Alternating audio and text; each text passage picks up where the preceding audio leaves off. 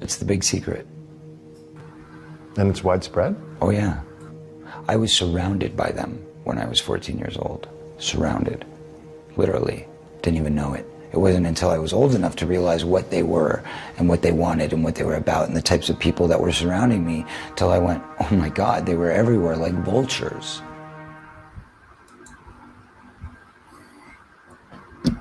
So, while Corey Feldman may have been talking about pedophiles, which unfortunately pollutes this entire planet, I'm going to be talking about narcissists.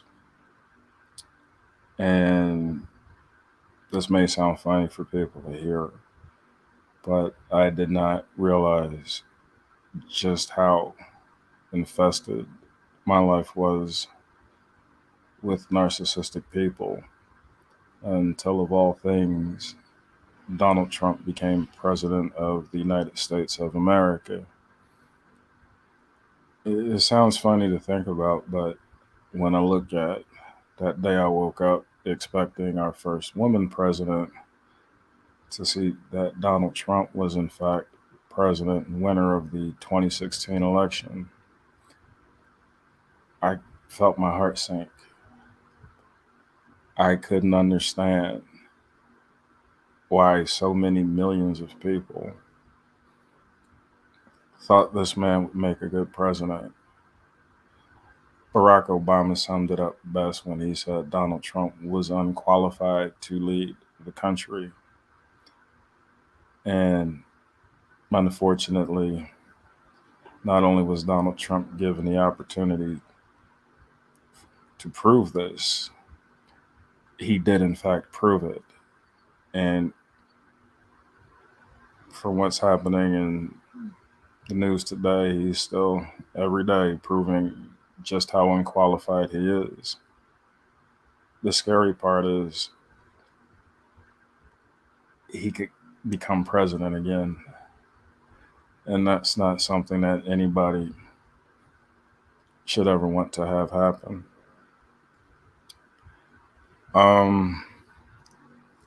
I had a whole thing planned out for this live stream, and before I continue, I do want to apologize. I postponed it and postponed it and postponed it.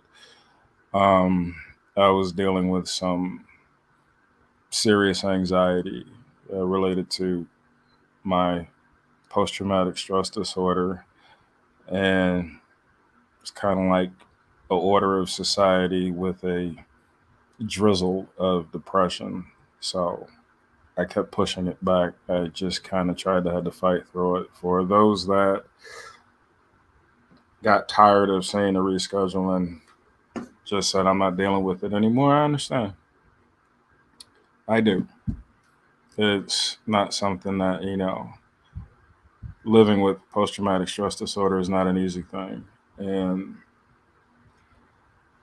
I like to compliment marijuana for helping me maintain my focus. But the truth be told, if I didn't have the presence of my salvation through Jesus Christ and the Holy Spirit within me, all the marijuana in the world wouldn't do anything to help me anyway.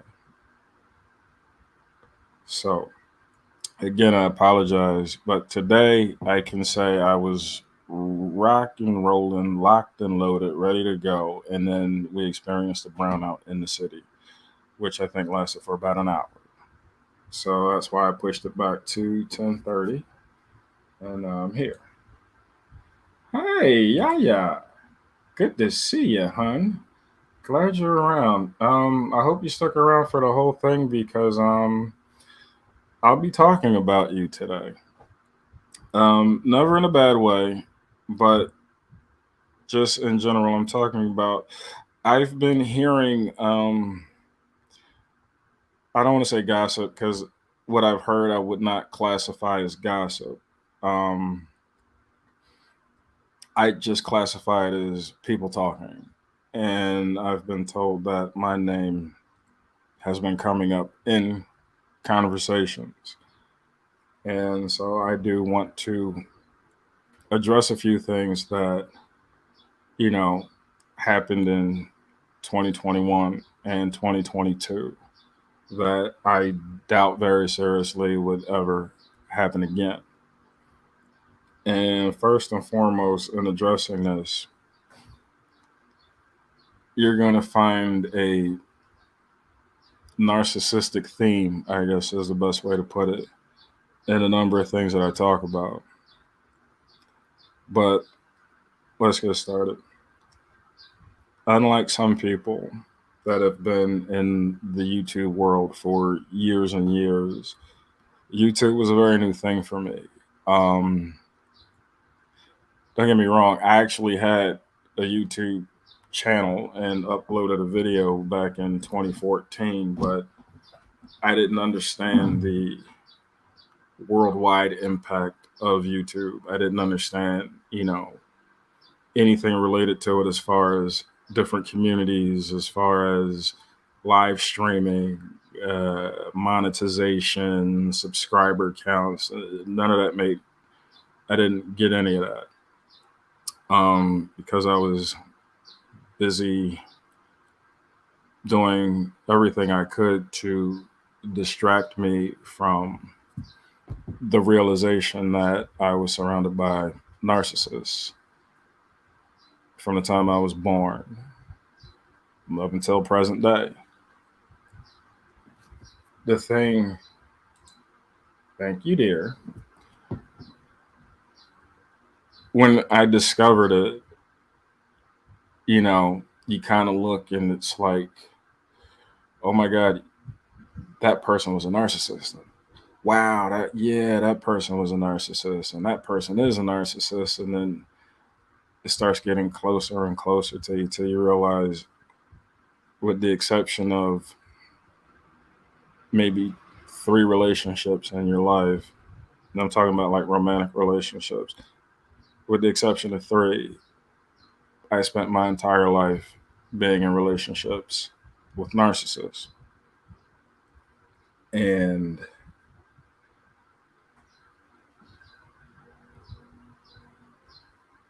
what it made me do, which I didn't want to do, was take a look at myself and figure out what was it that I was doing. Not what was it about me, but what was it that I was doing that had me constantly being drawn to narcissistic women. And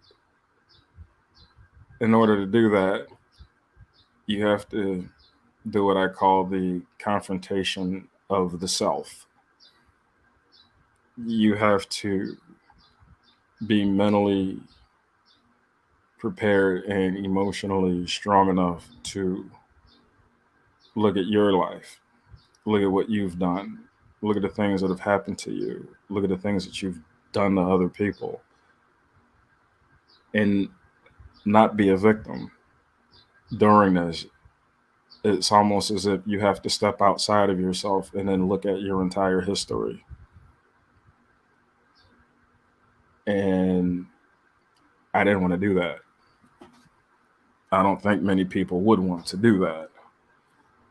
But after I lost my daughter in 2015 and saw the type of monster that her mother was, and then getting into a relationship not long after losing my daughter, a new relationship, after the love bombing stopped, I found myself back in the same type of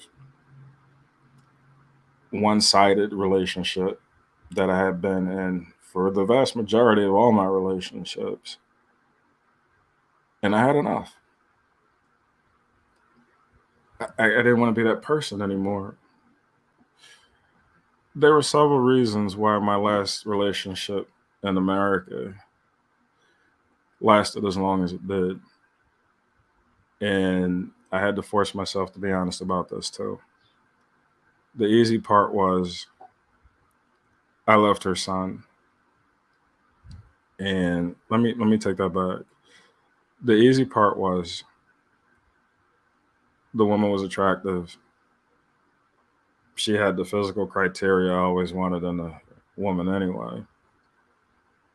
She had some intelligence about her. She was a college graduate, and she liked to cook, and she liked to have sex. So, hey, this is great. Getting into more of a more moderate to difficult explanation as to why I stayed in it so long. And this relationship started in late 2015. It lasted until 2019 before the breakup, but then all ties were completely severed in 2020. Second reason was because I had grown to love her son like he was my own son. And he was a great kid. I'm sure, I pray that he's going to be okay. His mother is probably the most narcissistic person I had ever been involved with. She was a conundrum, not a conundrum, she was a culmination or an amalgamation of every toxic relationship I had ever been in. Towards the end of the relationship, she actually reminded me of the person that sexually abused me, which was my sister. And she reminded me of my son's mother, one that gave me trap babies, which I know people don't like when I say that, but that's just what it was. And she did not really care to invest emotional care into the development and raising of a child. That's where I came in. Her whole goal was to love bomb me, make me fall in love with her so she could find a suitable, respectable, qualified person to raise her son, because she really didn't want to be bothered. And that's sad to say, but it's nonetheless very true.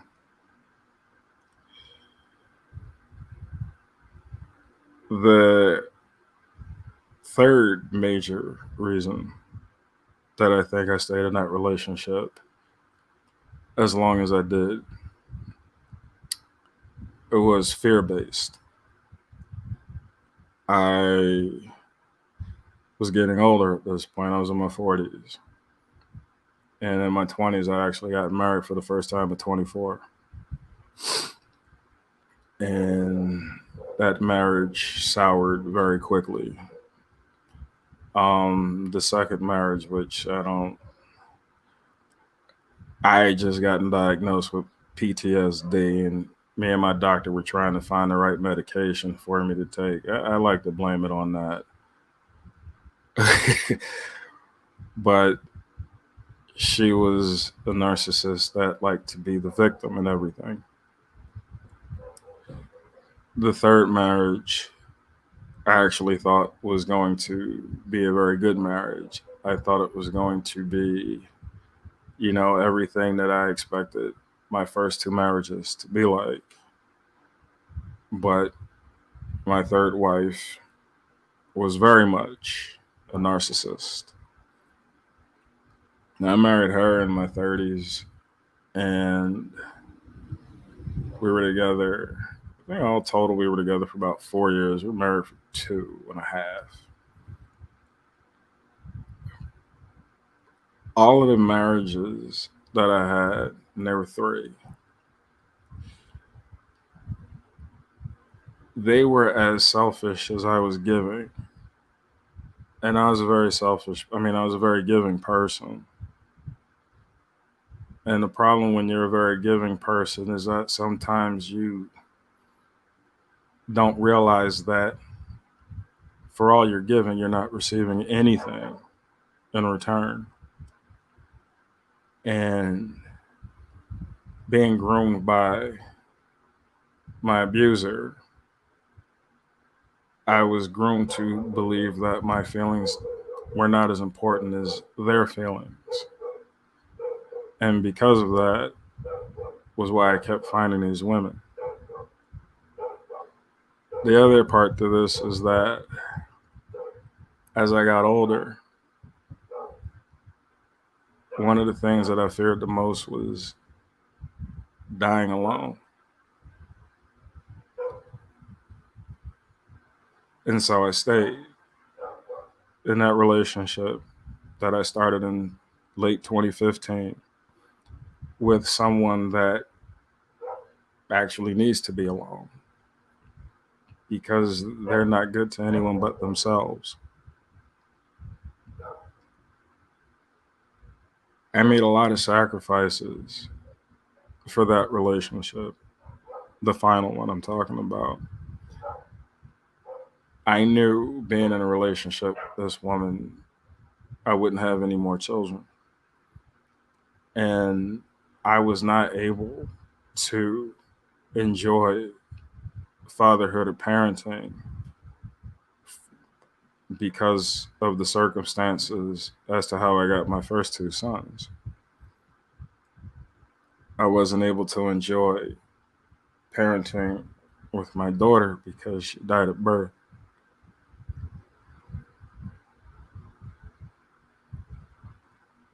I think that made me more endeared towards my ex's son because he was special needs and he was classified on the spectrum, the autism spectrum disorder, as high functioning. His mother fought tooth and nail to also have him classified as cognitively impaired or whatever the term is now. It used to be mentally handicapped. The R word.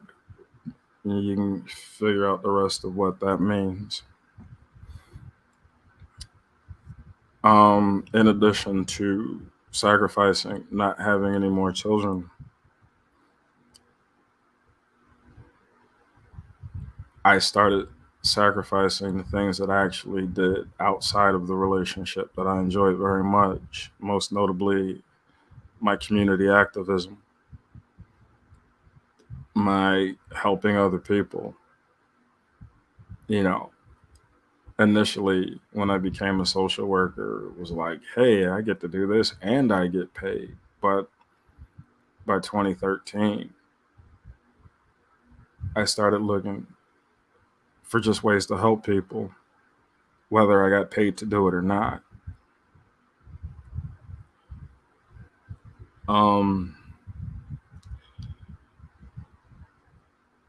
As I was making my sacrifices,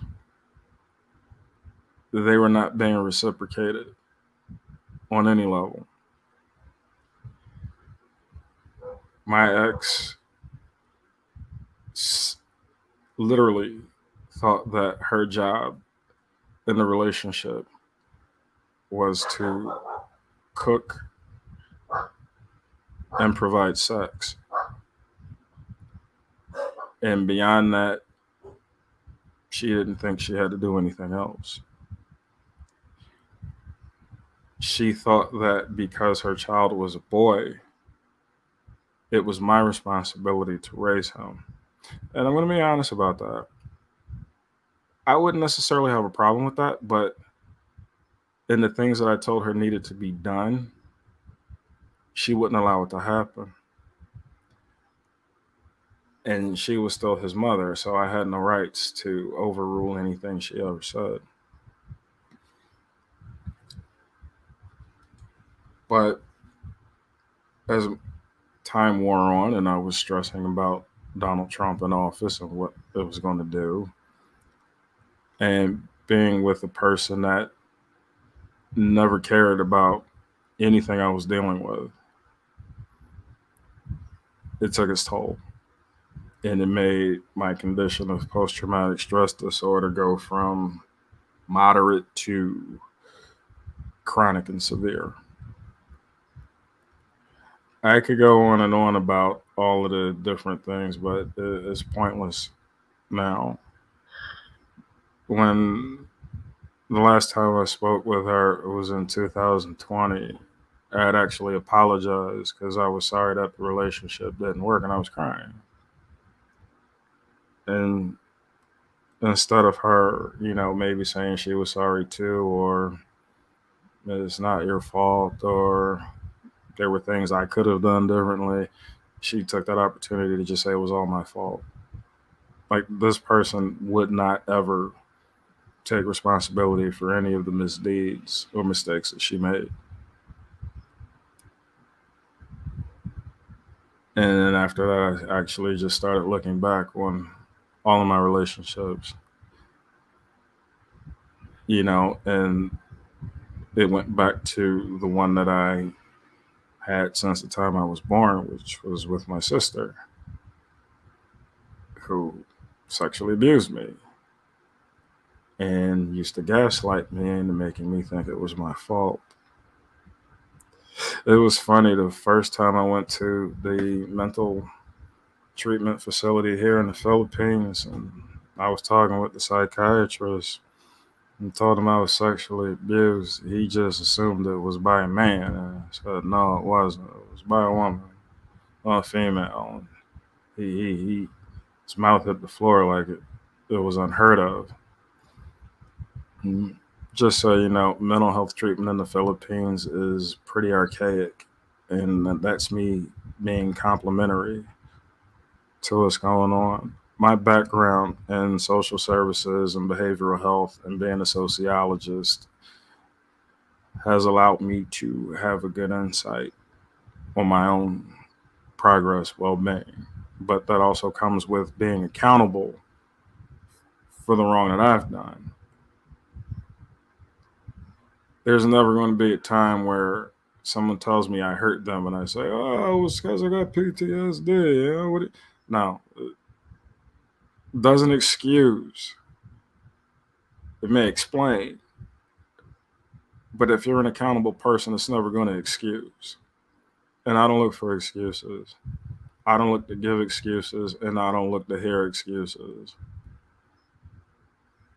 And because of that, and understanding why I was doing the things that I did, I can't go back and look at my exes and say, you're a narcissist, and you're a narcissist, and how could you do?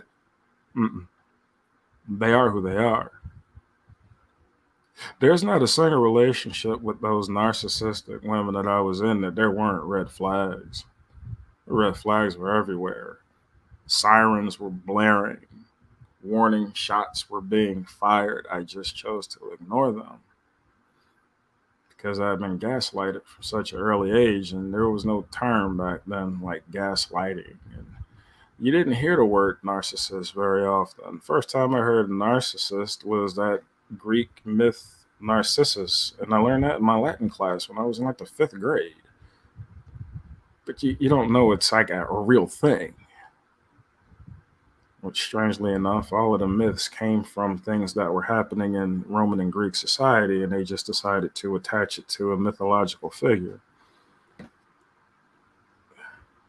So,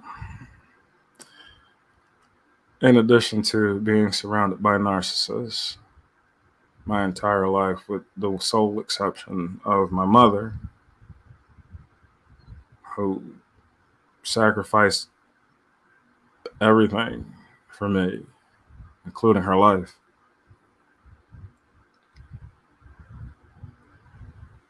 it, in a strange way, dealing with narcissists becomes normal.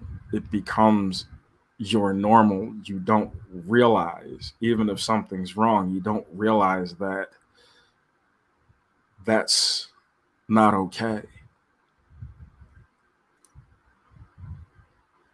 But one thing that I can honestly say is when I identify a problem, I can't turn away from it as if to ignore it at that point. I made all the excuses in the world for my relationships, the women in the relationships. Oh, well, it's because they went through this, or it's because the last relationship, this person did that.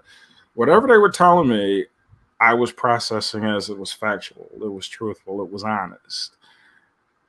But it was just a blend of a little bit of truth with a lot of exaggeration and embellishment and lies and dishonesty and deception. You know, it's funny, once I realized that I had been dating narcissists, and then when I realized I was moving to the Philippines and started talking to Filipinas, the very first one that I talked to was a narcissist. It gets to a point where you start thinking you're using the word too much. Like you're using that word to ad nauseum. Like everybody can't be a narcissist. But the reality is that most people are. It's the minority that are not narcissists. It's the minority of people on this planet that will freely give and enjoy the giving and not look to receive. It's the minority of people that will receive a gift from someone and not care about the gift so much as appreciate the fact that someone cared enough or thought enough about them to give them a present. I enjoyed more the person giving to me than what they gave to me. You know, those just because type gifts. It's not my birthday. It's not Father's Day. It's not Veterans Day. It's not Memorial Day. You just, I appreciate you. I want you. I want to show you that I appreciate you. We don't do that enough as a society unless we're told to. So enough of that. Going back to the YouTube situation, I made some pretty cool friends back in 2021, going into 2022. Sounds strange when I say friends, but truthfully, I like these people. Then I like them still. The first person I ever got the courage to go on their channel and type in the chat and actually go on panel was EKC, Aaron's channel, which is still going strong, and she's got a very sexy brain. I've always told her that. And I enjoyed her channel. I got tired of the Katie Joy stuff, but most of us do. But she's been able to evolve, which is great. I really like Aaron. I don't get the whole, what's that goofball's name? The gamer dude or whatever. I don't, it doesn't matter. And then I made a really good connection with Lil Red. As people that know me from 2021, you would probably already know that story. Navigating through that community, I met a lot of people. And there were a lot of people that gave a good first impression and then bottomed out. There was actually one person that gave a bad impression and turned out to be the real deal. And that is Australia's lovely, wonderful woman, Belinda Paul. I used to have feuds with Belinda. Yeah, thank you. Thank you, Yaya. It was Unirock. I don't understand his existence in YouTube. It's kind of like that Jesse guy. I don't understand him either. But hey, look, it's a big planet. It's a lot of people. Everybody has different tastes. But yeah, it was Unirock. Thanks, Yaya. I don't get that whole thing, but it's not for me to get. In 2021,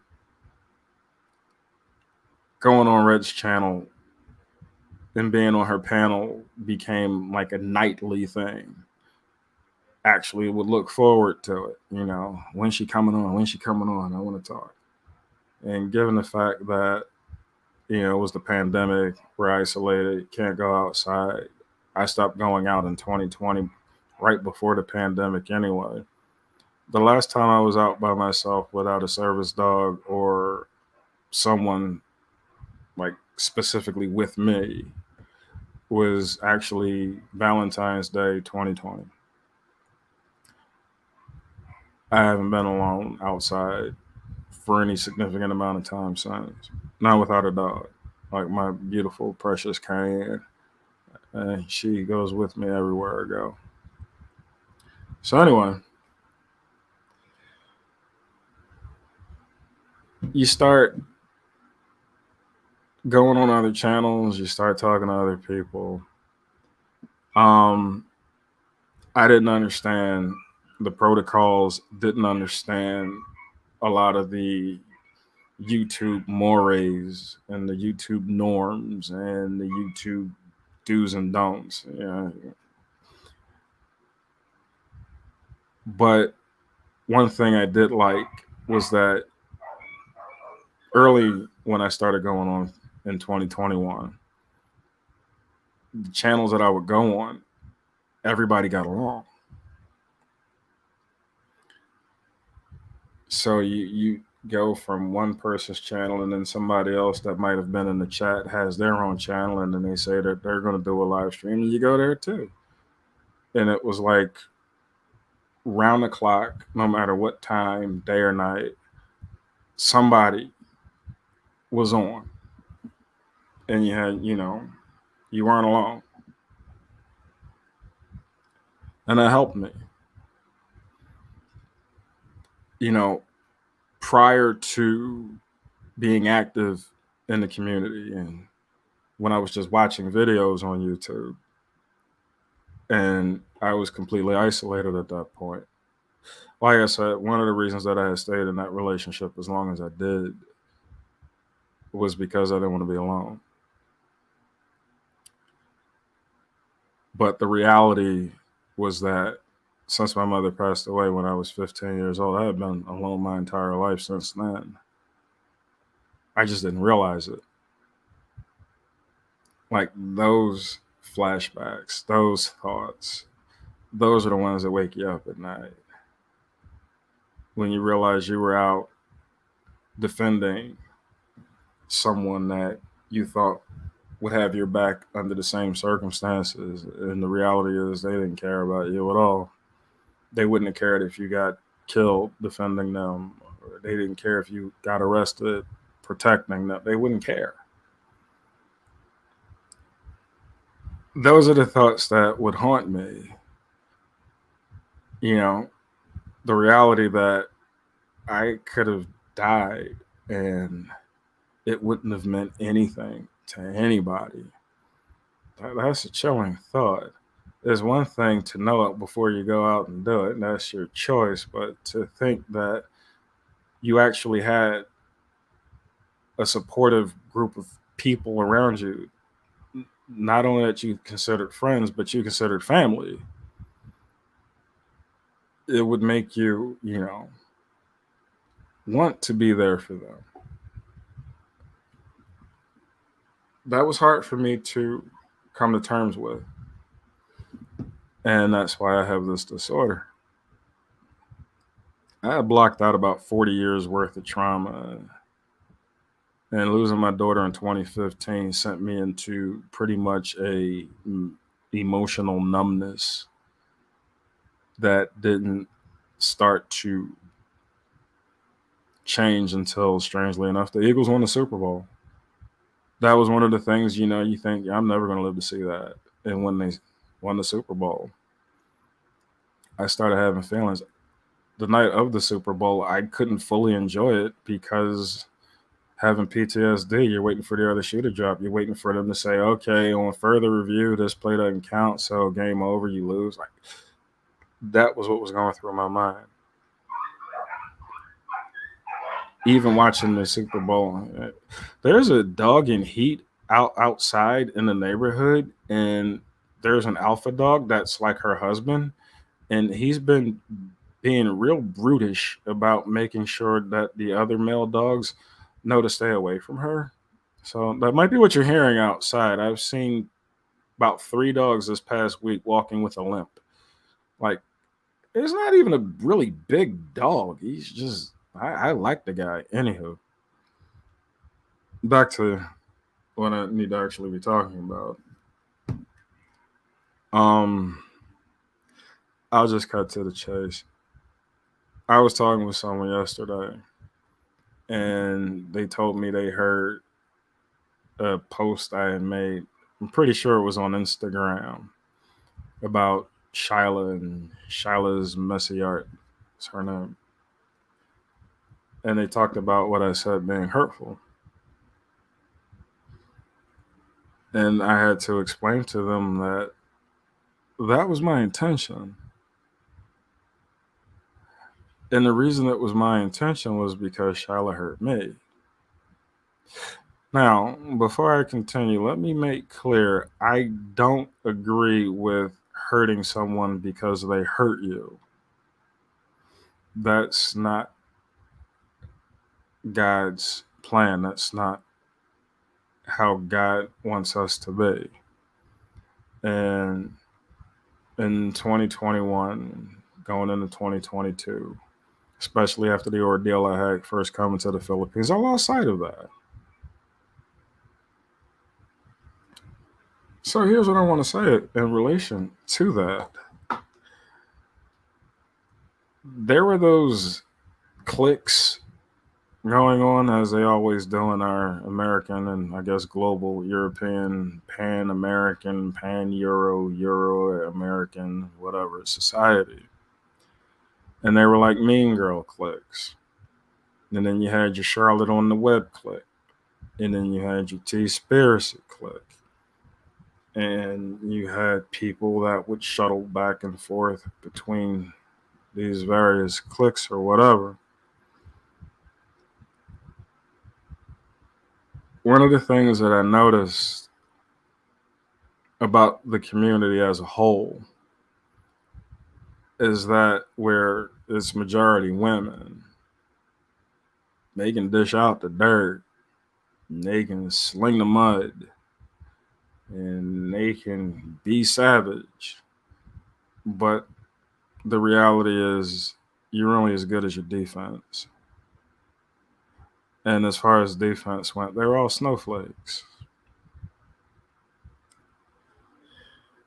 I can say with 100% truth and honesty that I never attacked anybody without cause. Now, I'm not here to justify anything I've done, and I'm not here to excuse anything I've done. But I'm going to say it again. I've never gone after anybody, with the exception of Roadhog and Real Entertainment News, without cause.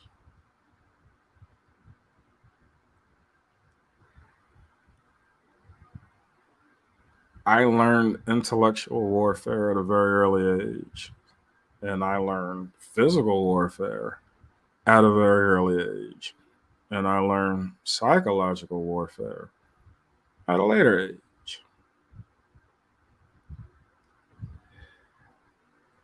I'm good at it. Very good at it. Used to enjoy watching people, used to call it frying a person's brain, go crazy because they couldn't stop thinking about what I was going to do next. See, if you take a beating, yeah, you're hurting, you're in pain, all that good stuff. Like a boxer in a boxing match, you get beat up, you lose some, you win some. Those wounds will heal, and you get back in there and you start it again. See, my uncle told me when I was 7 years old, if you ever get in a fight, if they're still breathing, you're not finished.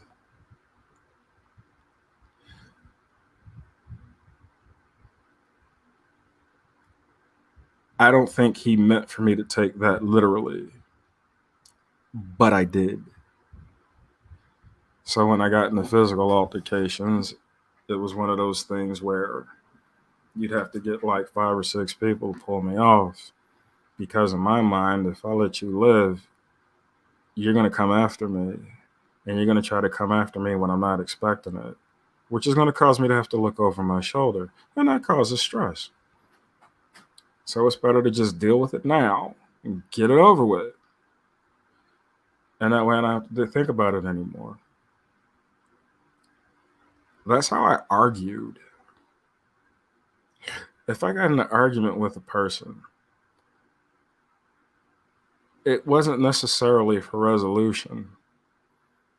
It was just kill your argument, shut you up to the point where you won't talk again. And I was good at it. I was very good at it. But that's not how God wanted me to be. See, I get in the arguments with my assistant, and instead of having the mentality of destroying her, because now I do have the Holy Spirit in me, I look for resolution, look for peace. In the middle of an argument, I'll purposely stop to make sure I let her know, look, dude, I love you, okay? Just remember that.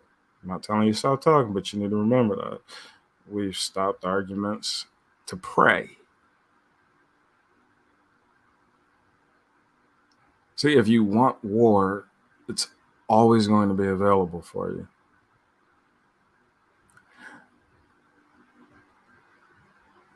It just is. Back to Shyla and Shyla's messy art. I named a number of people that I was very close to when I first got on YouTube. In addition to my very good friend that I love dearly, Cherie Berryman. There's also my good friend Irish Jazz, who I still talk to this day. And there's Violet Witch, who was like a sister to me. And we didn't speak for a while. And then there's like Hermie's mom, who I love. I used to talk to her when I first got to the Philippines. You know, there's D Witch or D Bitch, or I don't want to, you know. And, yeah, there's other folks also. You know, I mean, there's a number of people. Wind Whispers, love her. Lauren Savino, love her to death. Yeah, Kim Roddy, Mandy, Lil Red. Yeah, there's a lot of people. I'm not gonna sit here and go through a whole list of folks. There's even that Amber person. No, I'm talking about the Amber channel, which I found her thanks to some friends of mine that found her new channel. I was able to talk to her. But again, out of a lot of people that I have formed what I felt were friendships, one of the people that I actually felt closest to was Shyla. I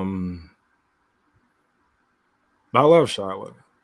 There's no other way to explain it. It's not a romantic thing at all. I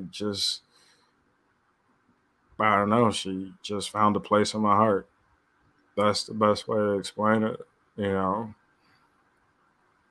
I remember the first time she came on my channel and got on panel and was talking about, I think it was a murder that happened where she lived. And she did so well. Hey, Jazzy. Yeah, good to see you. She did so well. I thought that she had been on panels many times before, and turned out she really hadn't. I don't remember exactly what I said to Shyla in that post. I know I accused her of bad parenting, and I accused her of caring about money. And I know those things were hurtful. Now, if you want to get specific in detail, honestly, I'm not going to sit here and say I never said this. I don't remember. But I know my intent at that point was to be hurtful, because I felt hurt from Charlotte. And let me explain this. The situation, once again, I'm going back, I think it was in the month of December of 2021. I can't be 100% certain. It was December, January, around that time. And this was when Yaya, your channel, I was just a listener on your channel, and you had Teresa on, and Teresa, in talking about Roadhog, used the N-word. And for various reasons, I didn't get involved. Number one, she wasn't talking about me. Number two, wasn't my channel. So it wasn't my place. I didn't like what she said, but, you know, I would prefer a world where nobody used profanity. If that were the case, I could never talk to Irish jazz. So I left. It was December, because I had just bought the whole StreamYard package, and I was testing it out. And what I didn't realize was that people were in the chat. And so I said, I might as well just do a live stream. You know, there's people here at that point. I had a kind of decent number of people that would always tune in, like 10 or 12 or whatever.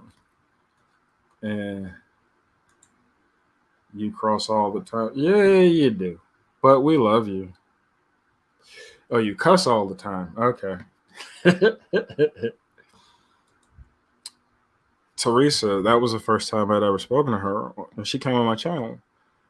And she was asking why, you know, she felt like she used the N-word appropriately, and in the context of how she was using it.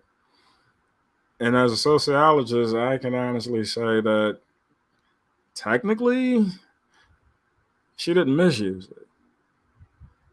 But given the history of that word, it was a bad word to use. It was a mistake to use it, I guess, is what I'm trying to say.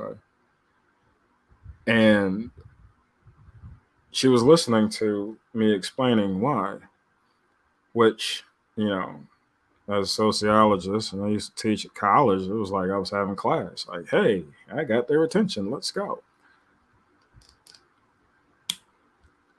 T-Spiracy decided to come into the chat and bully Teresa. And let me say this. Whatever Teresa did in other people's channels, none of my business. Whatever the situation was between her, and I'm saying her as in between Teresa and T-Spiracy, none of my business. See, my thing is, I don't go on other people's channels causing trouble. People like to say I do, but they've never once produced a single time where I went on another person's channel and caused trouble.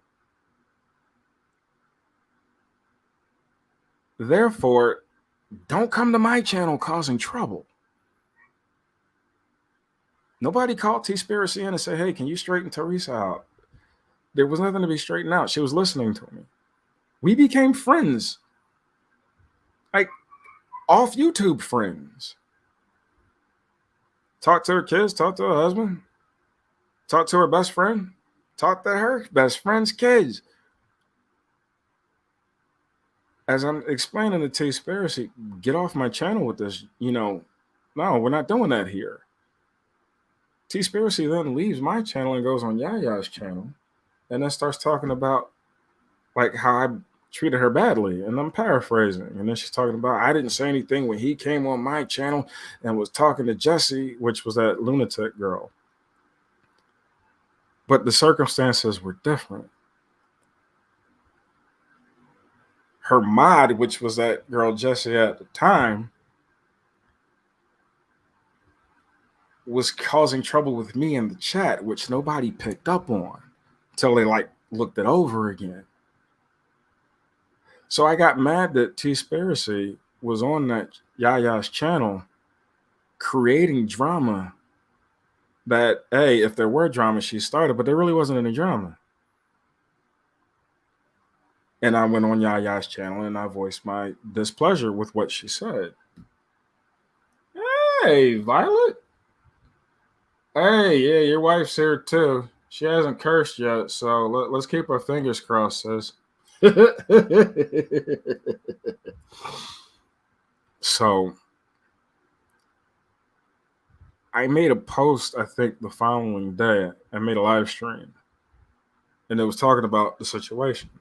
And I had an issue with T-Spiracy at that time. Now, mind you, I had made numerous videos involving T-Spiracy as an ally. Like, I consider her to be a friend. We did have conversations outside of YouTube over the phone. We sent text messages to each other. For me, a friend should be able to tell you when you've done something that they don't like. And I found it incredible that T-Spiracy, who kind of built her channel on attacking KJ and then going after Jesse, and then I won't say go after, but she had feuds with these people. You know, that somebody she knew liked her, cared about her, defended her. And to be fair, she actually defended me against Roadhog. So I'm not going to sit here and say it was all one-sided, because it wasn't. But that made me think that, yeah, I got an issue with what happened here. So you need to know that. Before I made the video about it, I talked to her on Yaya's panel. She had the opportunity to say something then. She chose not to. I'm doing good, Vi. I'm just getting some things cleared up here. So, if people want to listen to it, they can. If not, I can't force them. But it's just so people can understand how things have changed for me. And so I just took a little back in time a little bit. So, feel free to listen. Because of that, there became a division in the people that I would talk to. So all of a sudden, people that I talked to 4, 5, 6 times a day, not kidding, whether it be an actual conversation or a few text messages, most notably,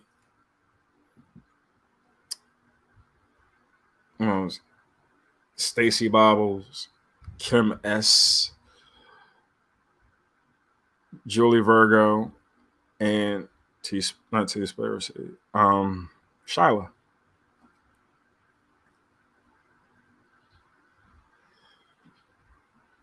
All of a sudden, people are going against me. Now, if I've actually done something that goes against your morality or your, way of thinking, I need a clip of where you said about Cayenne still alive, or just send me a video for one of them. So, yeah, she's in the other room sleeping right now. I mean, I can send you a video, but not right now, because if she comes in my room, she'll look out the window and bark at the alpha dog, and then you'll just hear her barking. But yeah, Vi, just remind me, trust me, my assistant started a Reels channel on Facebook, and I'd say at least 20% of her videos involve Cayenne. They're not, too familiar with pit bulls in this part of the world, so Cayenne's like a unicorn as far as they're concerned. So, back to what I was saying. Where I come from, more important than money, more important than status, more important than, I don't know, a lot of things, is your credibility of your character. You know, when I was a kid, we lived across the driveway from a nuclear family. It was the husband, the wife. He had 3 kids, two daughters, and a son. He was a police officer. He used to teach us about safety all the time, answer all your questions. He was a friendly, funny guy. He showed us the safe way to use fireworks and actually let us do it without calling the cops. It was illegal in Pennsylvania for a long time, just so you know. He was a pedophile. Not only did he molest his own daughters, he molested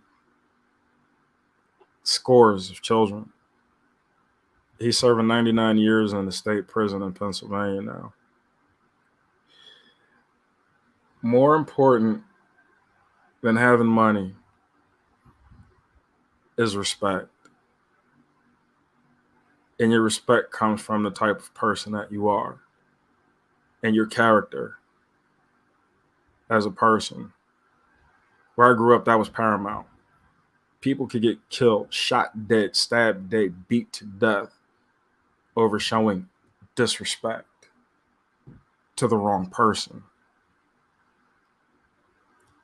See, where I come from, bullies didn't get respect. They got fear. They didn't get respect. Bullies were punks. They picked on people they knew were weaker than them. They never challenged somebody that was their size.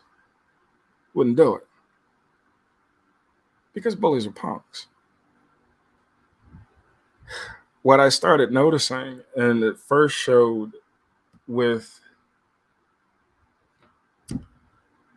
Charlotte on the web and her clique of people, and that whole thing with somebody's Sunshine. I can't remember her full name. Something Sunshine, whatever her name. The one from Massachusetts that nobody ever saw her boyfriend, but she always claimed she had one. Me and her had become really tight back in summer, late spring, early summer 2021, when I stopped being on Red's channel. I went into, I think at first it was Words Have Powers Discord, and then I went into Charlotte's Discord. And that was pretty fun. Jackie Sunshine. Thank you, Violet. Yes, Jackie Wacky. But one night when I was on Jackie Sunshine's channel, when she had that joint venture with Stacey Bobbles and Kim S. Kim S and Stacey Bobbles used that opportunity to say that they were done with the channel. And for me, I took high umbrage with that. I thought, how could you do that now? Like, you're catching poor Jackie Sunshine off guard. Clearly, I didn't really know Jackie that well, if I'm saying this.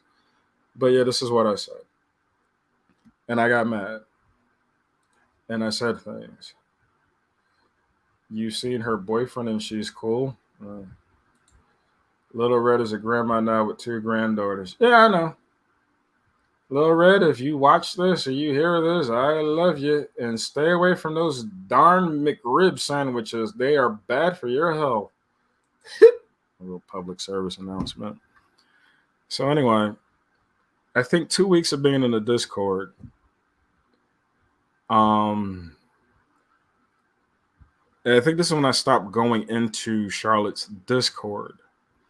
But for me, I kind of realized that I had no business having an opinion about the breakup between Jackie Sunshine and Stacey and Kim S. And so I reached out. Like, I told people in the Discord, if you see Stacey Bobbles or Kim S, can you have them contact me? I'd like to talk to them.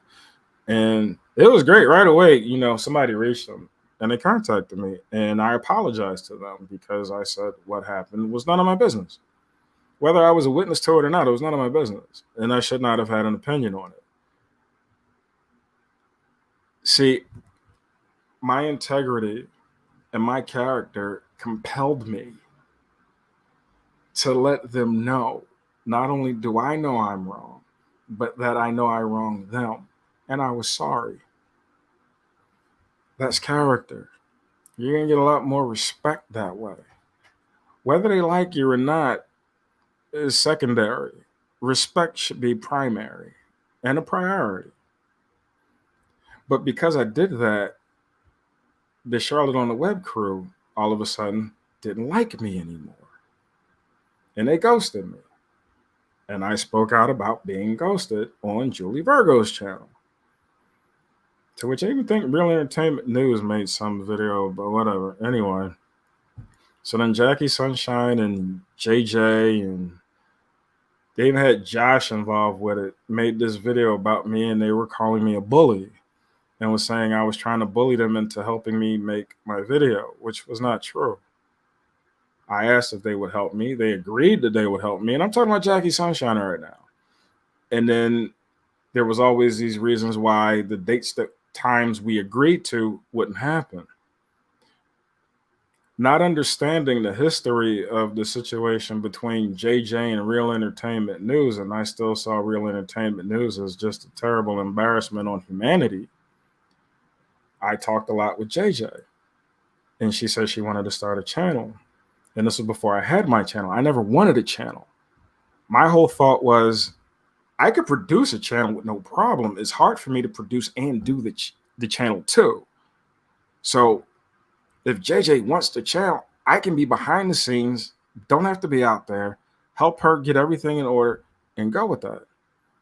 But because I went against the Charlotte crew member, which was Jackie Sunshine, by letting Kim S and Stacey Bobbles know I was sorry that I had an opinion about something that was none of my business,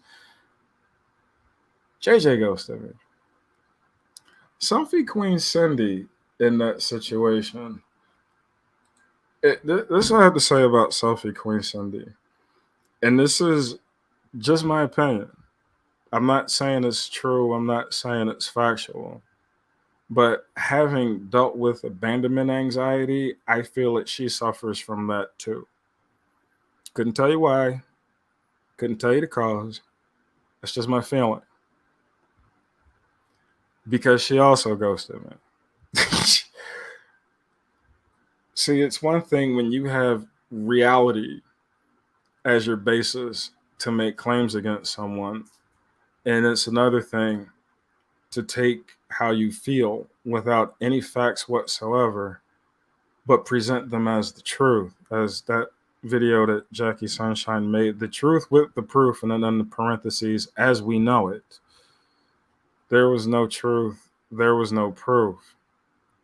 So, side note, real quick, and I know we're still talking about Charlotte, but I'm just giving some backstory on this.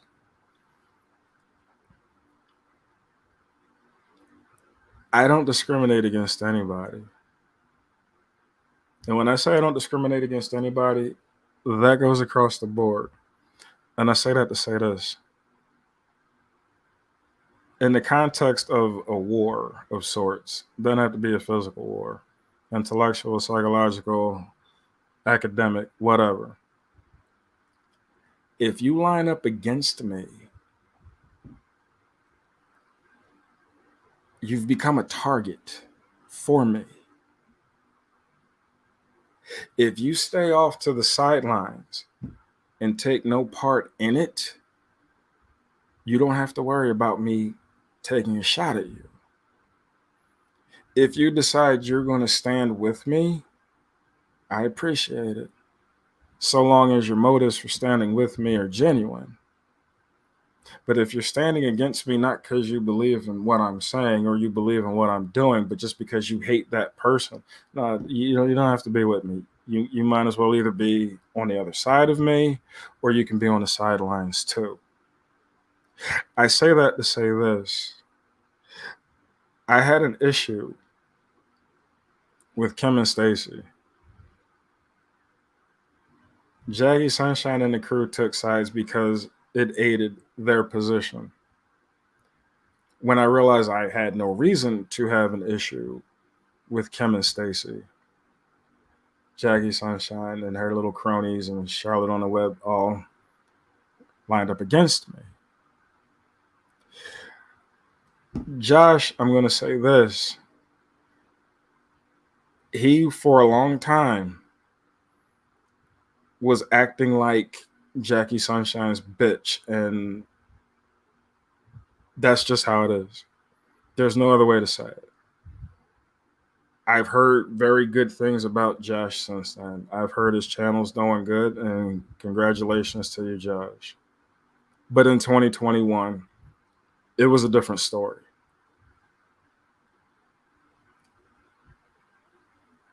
So now he was part of that Truth with the Proof as we know it live stream.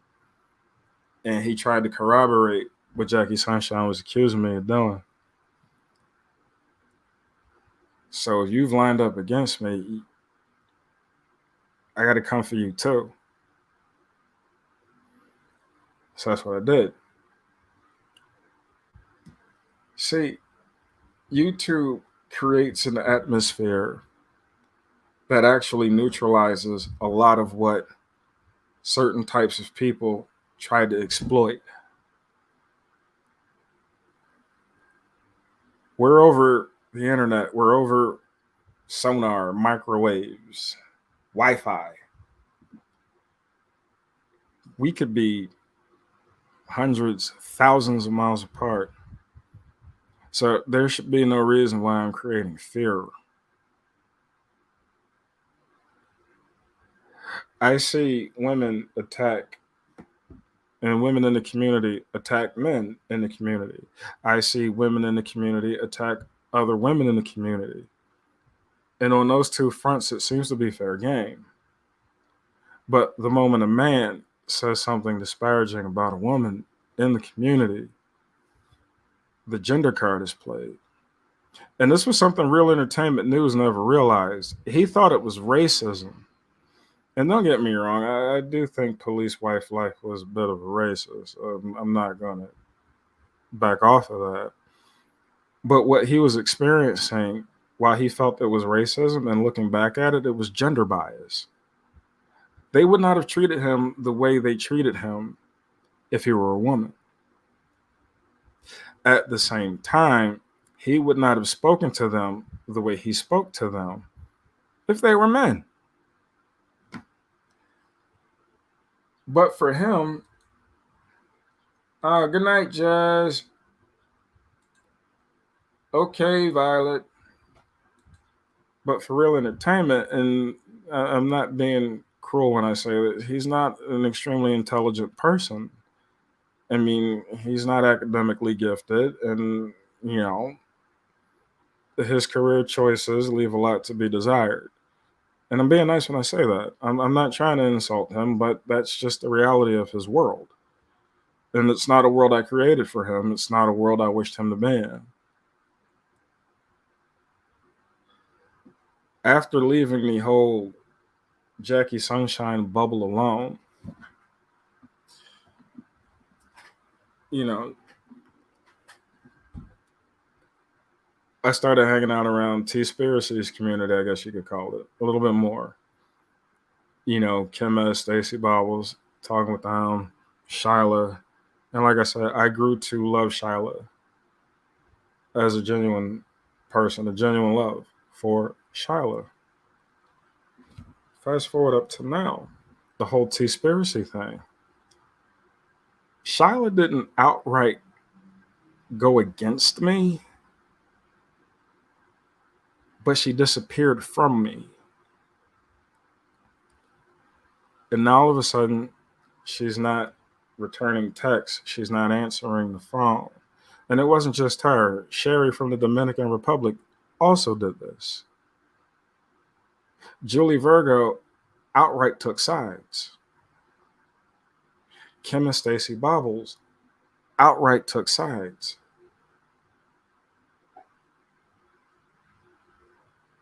So there were a number of people that didn't take sides. Yaya, Violet, Cherie Berryman. I don't have a problem with you remaining friends with somebody that, quote unquote, is my enemy. Don't discuss with me. Don't discuss me to them, and don't discuss them to me. and you're fine. See, that's how I grew up. I grew up in a world where I was the connection between people that hated each other, people that wanted to kill each other, people that did kill each other. But for a lot of these people in YouTube that are from like Possum Grove, Arkansas, or they lived for 6 months in Washington, D.C., and now they think they have street credibility, this is a new experience.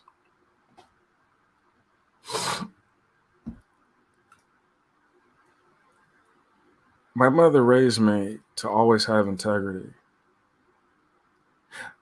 My mother was the strongest person I ever met on this planet. I could only hope to be as strong as her. For what she endured as a child, for what she endured as an adult, and for what she sacrificed for her children, I can only hope to be as strong as her. It's not a predisposition of mine to disrespect women. But a lot of these women in this community need you to think that, so you'll automatically form an opinion against me. Now, this is where race kicks into this gender bias. Because I'm Black, and because I'm from a violent society, and because of the tone of my voice, it's easy to make me look like a monster or make me appear to be a monster. But none of these women ever speak about the fact that I was the second Black valedictorian in the history of St. Joseph's University in Philadelphia. School's been around since 1851. I graduated in 2006. That school's 4/5 white. It's elite, it's prestigious, and I went there and rocked out. They don't want to talk about the times I risked my life pulling kids out of gangs or stopping children from being abused in their homes. So they don't want to point to those things. They don't want to point to the intellectual conversations that I have. Because if they do that, they can't be the victim. And they needed to be the victim. And I'm not talking about Charlotte. I'm not talking about Charlotte when I'm talking about this. See, I don't know with any level of certainty that Shyla ever said anything negative about me prior to me saying anything negative about her.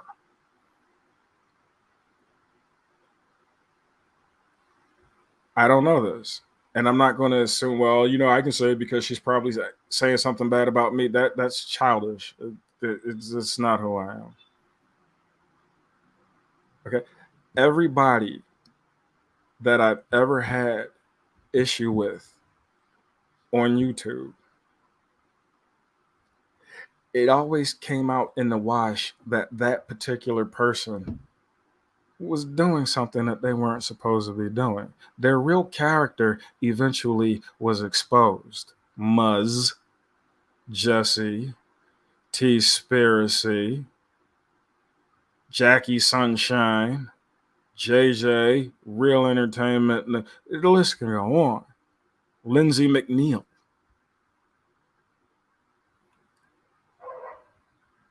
But I've always been the same person. If you don't want to see that negative side of me, don't bring it out. If I don't go on another person's channel and trash other people, and you don't want to hear what I have to say, and if I'm only saying it on my channel, don't tune in my channel. Don't listen to me. I got 3 people listening right now? Doesn't bother me. If nobody was listening right now, wouldn't bother me. The reason I got my channel and started the first channel that Muzz criminally shut down was because I didn't want to be like Lindsay McNeil and be a channel gypsy, bouncing from channel to channel, going off on rants. Now, if you want to do it on your own channel. Do it on your own time. That's why I started my channel. I never looked for monetization. That's why I played music videos. I didn't care if I got monetized or not. When the channel got shut down, yeah, I was pissed off at how it happened. I was upset at how it happened. Didn't stop me from living my life. Didn't even stop me. For a lot of these people, YouTube is their only source of life. I'm blessed that that's not happening to me. It's not my only source of life. It's not. I'm blessed to have found the people that I found on this channel. And I include Shyla in that. Like I said, I regret how I handled the situation with Shyla. I honestly do regret that. I was not in a good frame of mind. And that's not to make an excuse. I'm just telling you, I wasn't in the right frame of mind at that point. I've been battling people my whole life. A lot of times the women, and I be specific, the white women of this community cannot fathom what it's like being a black man in American society where you're always guilty until proven innocent, where people will accuse you of something without any real proof and everybody will believe it. You see it in the news all the time. Racial profiling, the death of George Floyd. That's the reality. But a narcissist can't take responsibility in their own hands and say, yeah, I shouldn't have said what I said. They always have an excuse for why they're justified in what they're doing.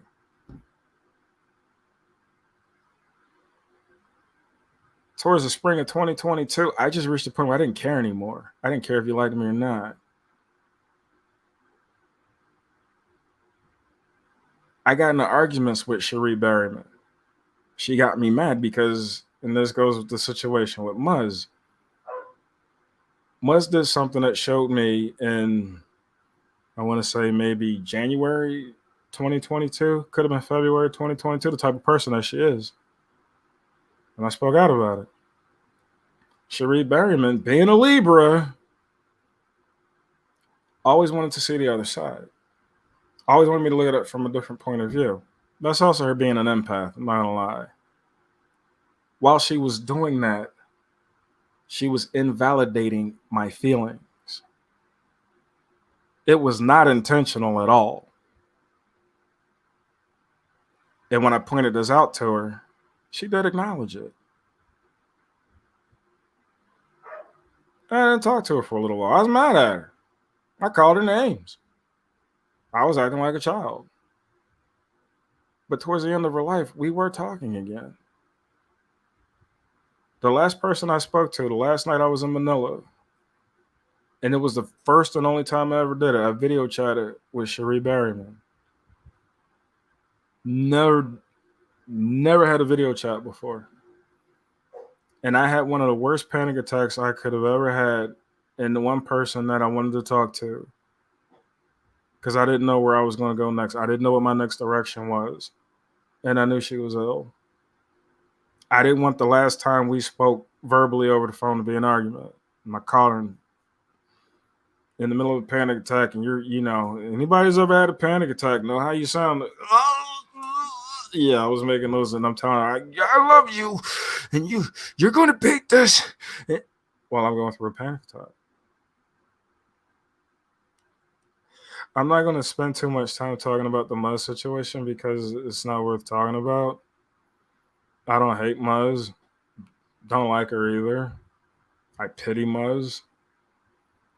Muzz is probably one of the most tortured people mentally I've ever met in my entire life. She's clearly not a happy person. Clearly she's pathological. And she didn't really try to come after me until I pointed out the fact that the boyfriend she had that was so terminal with cancer that he could die at any moment. Well, how's he driving a car? And how's he having sex? See, my mother and both of my grandfathers died of cancer. I can tell you with every degree of certainty in their last days, they were not thinking about having sex, nor were they just walking around and hanging out with their kids. You don't do that when you're at terminal. And I pointed this out because something was off. Again, I know I segue a lot. I don't know why, but I do. It's just who I am. Getting back to Shyla. Had Shyla not taken a position, I would not have had a problem with that. Had Shyla said, listen, I love you, I love her, I don't really want to take sides in this, no problem. See, not only did I defend Shyla in against Real Entertainment News on text messages, I defended her on my channel. I used to dedicate songs to Shyla. Love is a Battlefield from Pat Benatar. Like, that was Shyla's song. That was her theme music. I can only get that because I listened to what Shyla said. I cared. I wanted to understand. I love Shyla. But I felt like when people were coming against me, it was just more of the same that I had dealt with my entire life. Nobody came up to stand up with me or for me. They would just watch me. That angered me. You're not going to assist me in this, but then you want to tell me the rules of engagement. No, it doesn't work that way. And when I get that way, with that in your brain tapewormy psychological emotional damage, I can be as rough as a shotgun or I can be as guided as a laser missile. It all depends on what kind of mood I'm in. And I don't say that with any sort of like bragging. I don't like how I was when I did those things. I don't like the fact that I had to do those things. But if I did it, I did feel like I had to do it.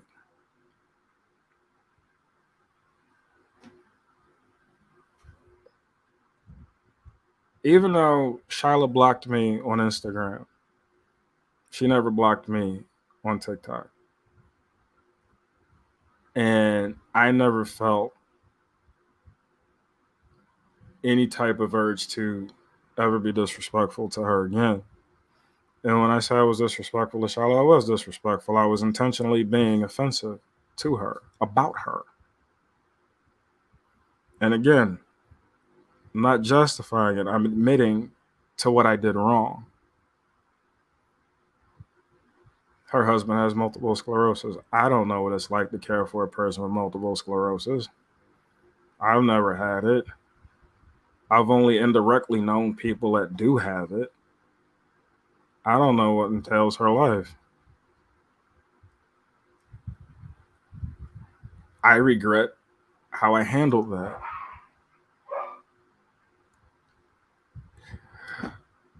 Real quick, talk about Julie Virgo. Julie Virgo made one mistake where she took sides, and she didn't need to. And there's another person that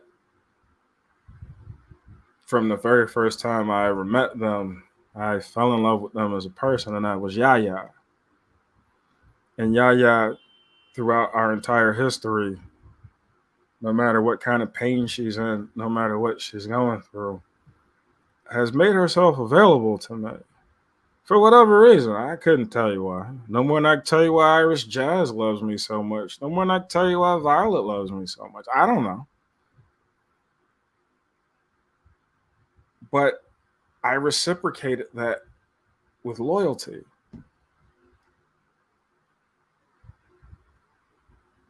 And when Julie, after that whole thing with the name and the apology with the Real Entertainment News Roadhog thing, and Julie having I don't even remember the whole story. To be honest, I don't remember the whole story. But it was over. That much I remember. And what I said in relation to that at that time was, Yaya made a mistake. We're human. We make mistakes. So for Julie to use that as a stepping stone to, I don't know, have something to talk about, and she's talking about, yeah, it angered me. That's my friend. Yaya is my friend. Always has been. Never had an issue with Yaya. Doubt I ever will. So you want to bring up something from the past and throw it out there like you're perfect. And that's when I mentioned the fact that, dude, you got chlamydia, okay? So there's some dirty sheets going on in your laundry. You shouldn't be so quick to talk about somebody else's. I don't know what Julie Virgo is doing these days. She's doing well, great. If she's the same person, I gotta pray for her. I don't know. But I do know that she sought approval from people that she looked up to. And I'm talking about women. I thought Julie Virgo's a very talented artist. Maybe not as good as Shyla, but hey, that's my opinion.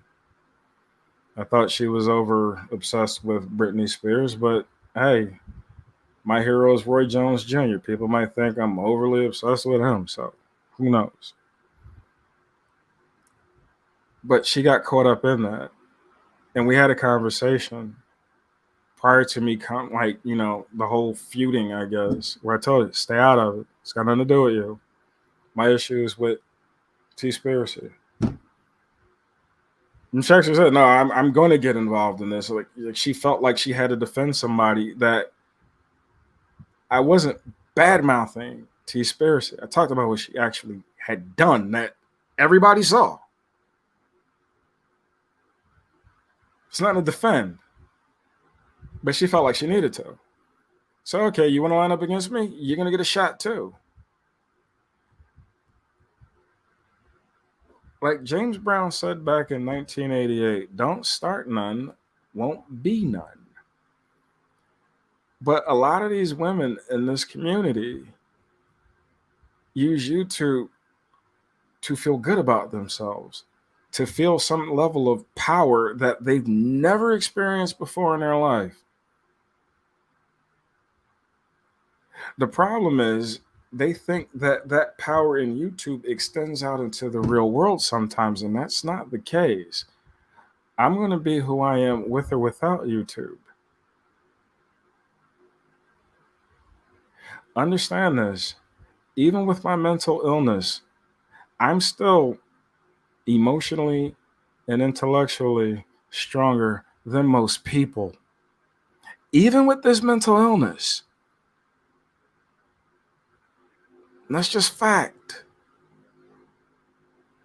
It's even more enhanced because I have the Holy Spirit now. That's why my name's Christ Conflict. Christ comes first in my life. Conflict was my theory of practice as a sociologist. Two most important things in my life. Christ comes first. Always will.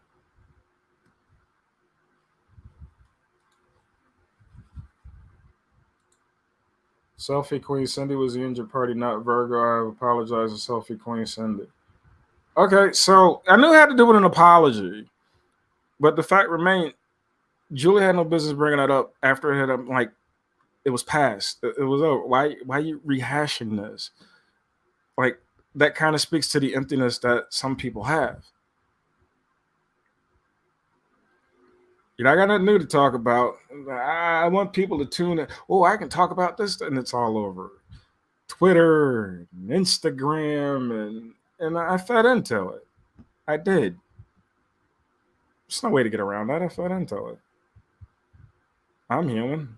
I made mistakes. I made a mistake. I'm speaking about the mistake I made with Shyla. Shyla, if you listen to this, I am really sorry how things ended between us. If you care to talk and share how you feel, I'm more than happy to listen to you.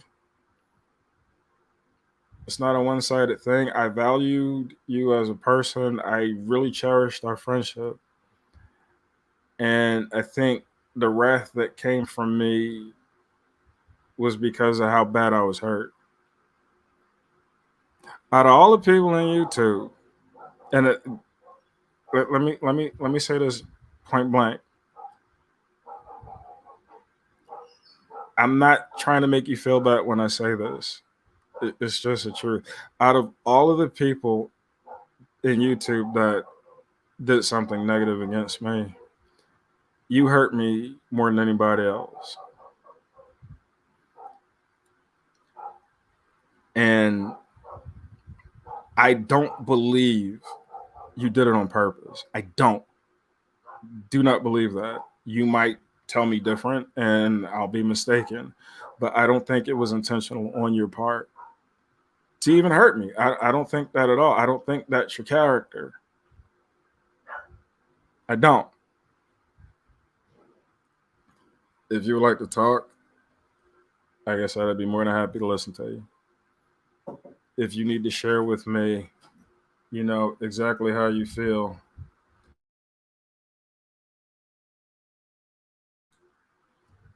I'm here, you know, and I don't want to put pressure on you like the ball's in your court now kind of thing. Whenever you're ready.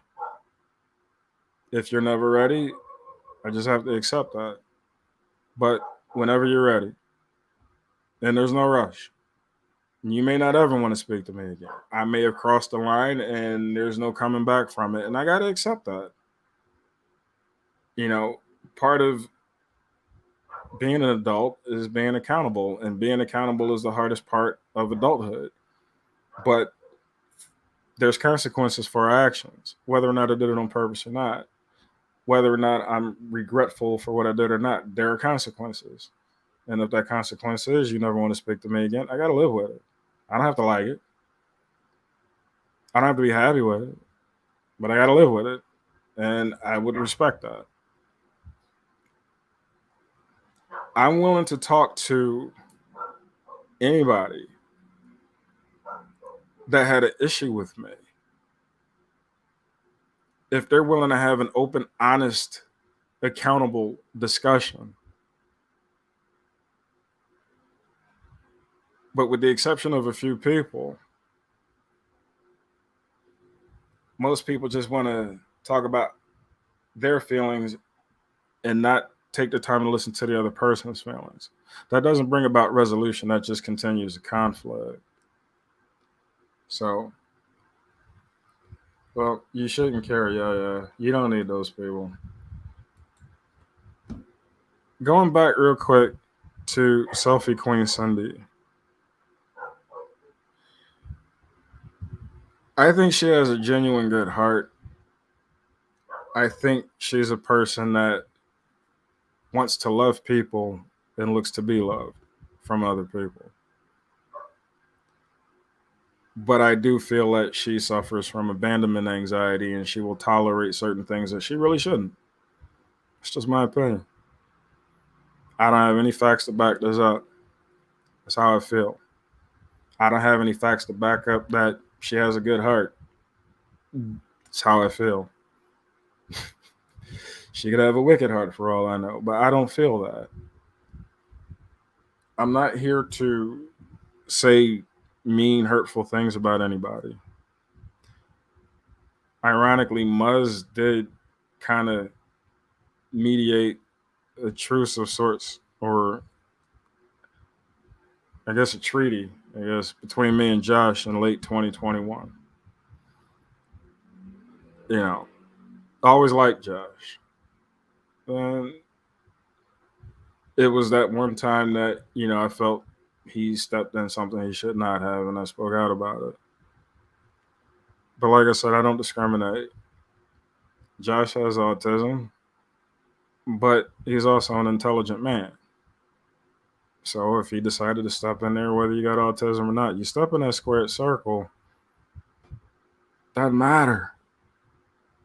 You know your limitations better than I do, so you should be the one to say, I'm not going to do this. Like, I never went on Josh's channel and trashed him.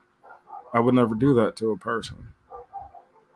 I know how to have civil conversations. Do it all the time. Do it every day. Now I have to learn a new language in which to do it in.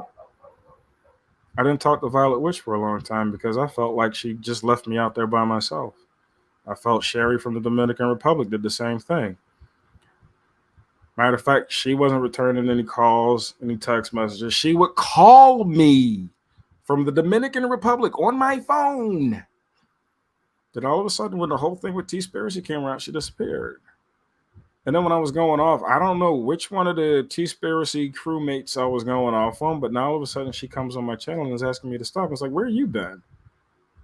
You're kind of not, I remember telling her to F off. And then she was saying, well, she had COVID, but at the same time, I saw her in other people's chats and other people's channels, but you were avoiding mine, or you at least weren't acknowledging that you were there. She was a mod on my channel. That hurt me. Especially when they reached out, well, Sherry reached out to me and offered a genuine friendship. And it's like, what is this? There's a number of people I know that didn't like what I had to say, and they didn't like how I was saying it, but they stayed neutral. Most notably, that comes to my mind is Sharemare.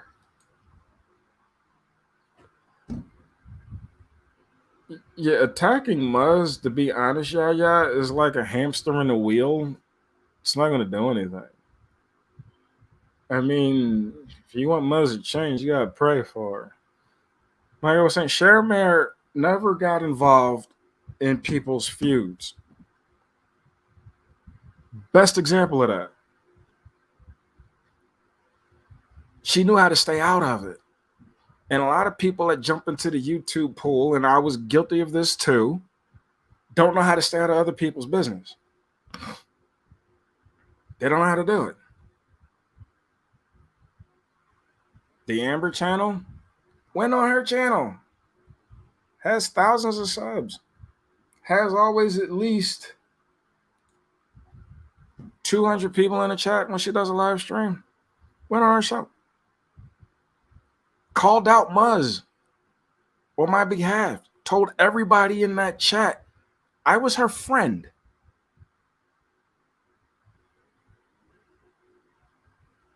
That's loyalty.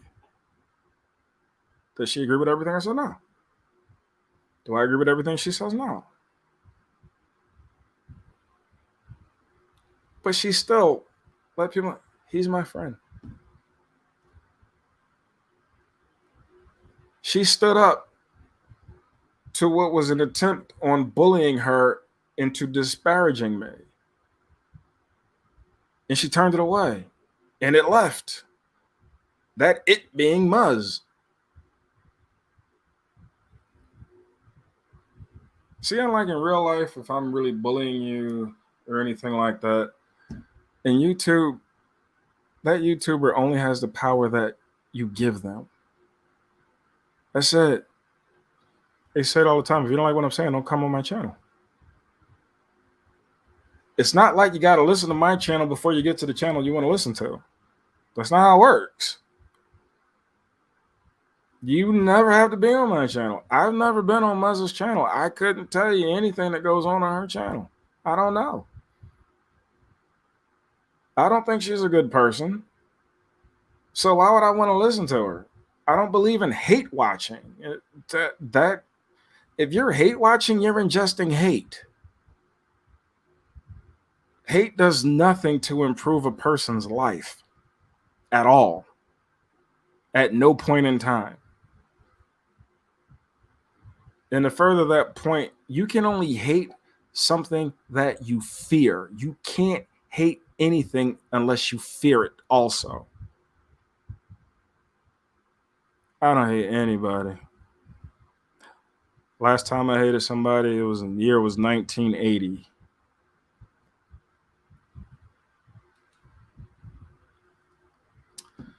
So, my friends, thanks for sticking around. I just realized it's 12:10. I haven't eaten since I woke up this morning. Thanks to that stupid brownout. But anyway, we got the power back. I do have like 3 videos that are almost ready. to put out. They'll be coming out soon. Give me a few more days or whatever. I'm getting close. But I love you guys. Like I said, hopefully Shyla and all those other people can hear what I have to say. I left all that negativity behind me. It's done. I don't need it anymore. I never needed it. I don't want it. I regret getting into it. You know, I literally stooped down to the level of other people. And that was wrong of me. I can't say it was wrong for them because a person is who they are. So if that's where they were, I should have left them there, but I didn't. But also on that flip side, the truth about certain people like T-Spiracy and Muzz, it came out. So as I get out of here, and everybody take care of yourselves, and I'm going to leave you guys with something that I think you'll all love, but I'm not sure. But I'm going to do it anyway. So, in taking the gloves off, as the name of this video was titled, I feel it's only right to leave it with this. I'll talk to you guys soon. Take care. Hustling, grinding, shaking haters who whining. I'm blinding the world cause I was day to day grinding. I'ma blow up. I told you, think I'm lying? I'ma show you. From using the Pensacola, we candy paint slab rollers. You can tell I'm ballin'. From window spinners crawling. I hop off butter, press a button, my screen's falling. I'm dogging competition, ain't tripping, I'm on the grind. While you dudes talking down, I'm grinding so I can shine. I'm Mike Jones, who? Mike Jones. They came to Florida to put it down with Roy Jones. Switch the house and body head, turning head shaking feds, pistol packing and jacking anybody for some bread. Yeah, I'm Mike Jones. Who? Mike Jones. Who? Mike Jones. Who? Mike Jones. Jones, and when the laws ain't hot, I hit the block with my rocks. I'm in Rod Jones' corner while he knocking the mine. See, in the streets, I keep it real. I shine with my platinum grill. I pull up in the Seville on 22-inch wheels. You niggas wasting your time, hating on me, talking down when you need to be on your grind, trying to put it down. I'm trying to help you out before you get left out. I know you mad when I pull up and slap and step out looking good. 80 glass, leather, wood. Get it while it's good. Mike Jones. Mike Jones. Roy Jones. Knocking niggas out in the ring and up on the microphone. Mike Jones.